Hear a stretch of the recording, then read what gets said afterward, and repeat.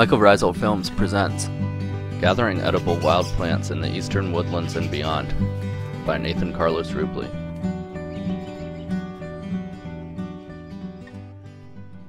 Eastern White Pine.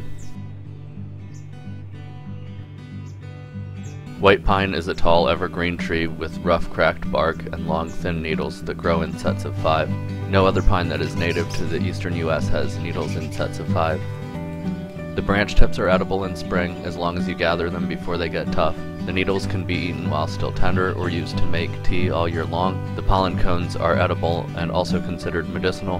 The inner bark is also considered edible and medicinal. The seeds are apparently edible, but difficult to gather and process. Other pines and other evergreens with needles can look similar. To the best of my knowledge, all the pines have the same edible uses.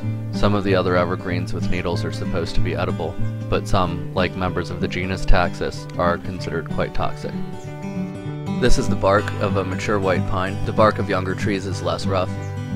Note the needles in a group of 5. Gather a handful of these, steep them for 20 minutes, add a little honey, and you have a great tasting tea packed with vitamin C any time of year. Make sure to harvest the new growth while still tender and light green. Here I am collecting pine pollen cones from a large open-grown tree. The tree is loaded with them, and I can only access the lowest ones. These pollen cones are ready to harvest,